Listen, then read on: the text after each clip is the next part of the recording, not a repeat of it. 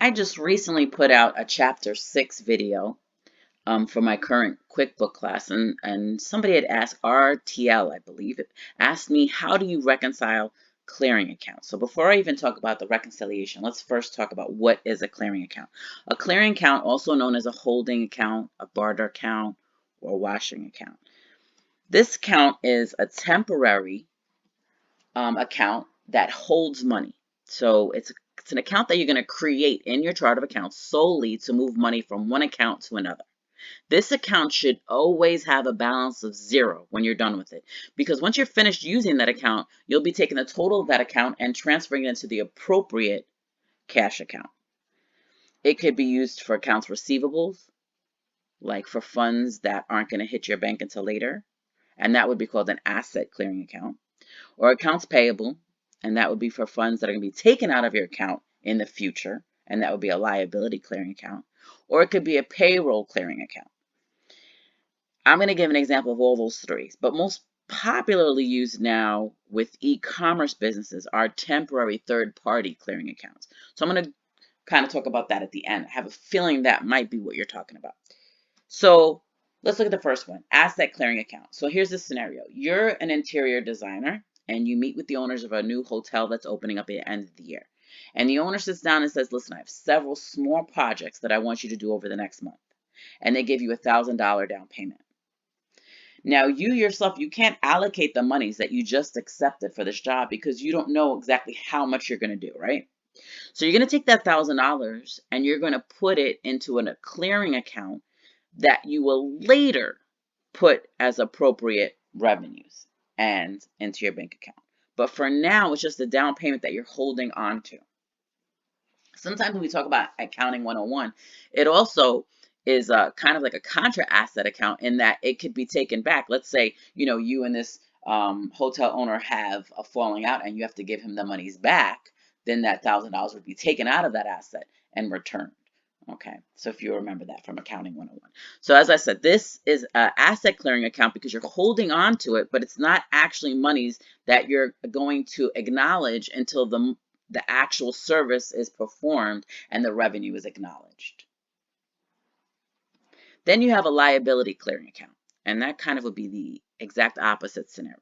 So let's say your company, used to use, I don't want to even use an example of a different computerized accounting software because I don't talk about competition.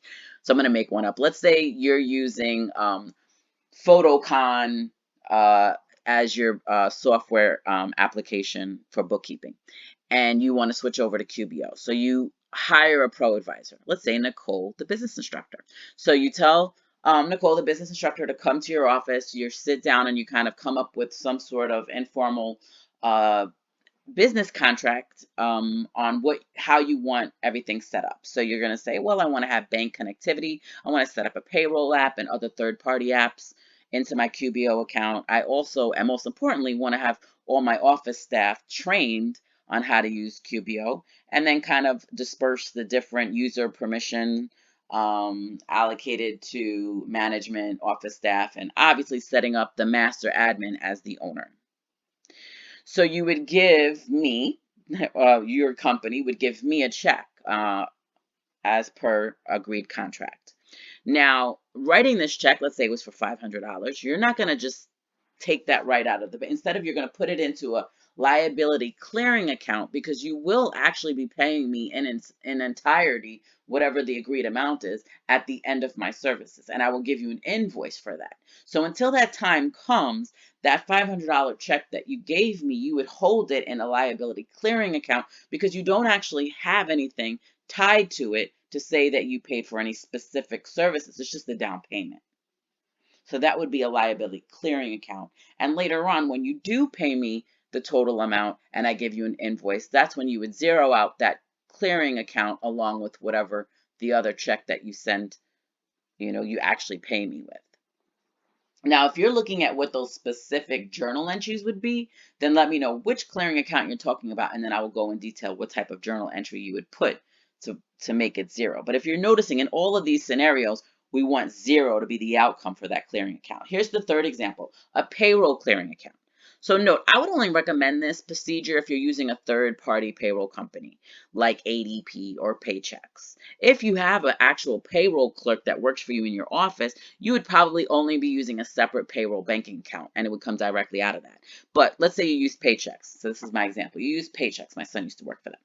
And they send you, and I don't know what your payment is, let's say every week or every bi-week, by semi-monthly, monthly, whatever it be. I put here for every week. So they just sent you your payroll obligation for last week. It's $15,000. Okay, that $15,000 represents what you have to pay your employees as well as future liabilities, because you're going to have to pay FIT, federal income tax, SIT, state income tax, your OASDA and HI, which is your Social Security and healthcare that also goes to the government. Then you might have health insurance for your employees, or you might have donation funds set up. So there's several withdrawals that might be coming out of their paychecks, or taxes that are taken out of their paychecks, and you have to then send those payments to the appropriate agencies. So the total 15,000 you're going to actually put into a payroll clearing account. And when the time comes to actually give the checks, and the checks actually are deposited by your employees, and the time comes that you pay your taxes to the appropriate agencies and the healthcare, or whatever else, whatever the other deductions you've taken out, that's when you would take the money out of your payroll clearing account and putting it to the appropriate liabilities. So therefore, at the end of that, and that's usually, I put over here bi-weekly or maybe monthly. So you might be doing this on a bi-weekly basis or a monthly basis, but at the end of that journal entry, your payroll clearing account should be zero. Therefore, you're putting that liability to the proper liabilities, okay? And that bank account is paying that off. That clearing account will come to zero, and you're actually going to take it out of your actual payroll bank account. So if this is what you're talking about, I will show you that specific journal entry. And I had a client, one of my last clients, they used ADP. And at that time, ADP was not set up with QuickBooks directly. So instead, what they would do is they would send them their payroll journal entries every month. So every month they would get that, and then they would have to either, I mean, actually it would import and go directly in. So they would have to make any adjustments that would be made if they had a payroll clearing account. So again, if you wanted me to go over that with you, I will. And the last one, which I have a feeling this might be where you're coming from, because e-commerce is such a booming business right now. A lot of people, individuals, but as well as businesses, are selling through third-party sites like Spotify, eBay, Facebook Marketplace, OfferUp, LetGo. Is that Mercari? I believe it said Declutter, ThreadUp, Nextdoor, Craigslist. I myself just bought a refrigerator, and it was through Facebook Marketplace, but it was from an actual establishment that I drove out to. So, but they were advertising their refrigerator through Facebook Marketplace, and I was actually over Facebook Marketplace being able to, get the price down. So it was great for me. So a lot of stores are setting these third-party sites up, and they're connecting them to QBO. So when you connect this feed, it makes it much easier for you as far as the bookkeeping process. However, you might have your bank feed, which, let's say, for example, is Bank of America, and Bank of America is set up to your PayPal or whatever payments you have. But then you also might use an app to synchronize and connect PayPal to your QBO account.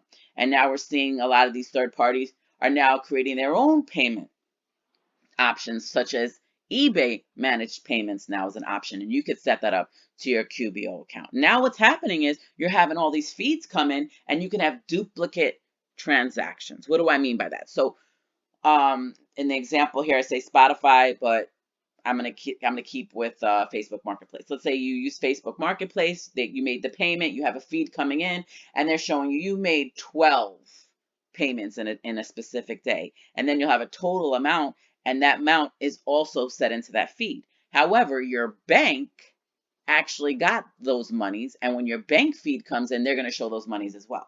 So that money that you made through PayPal, through Spotify, through eBay payments, all those payments are still going to show through your bank feed.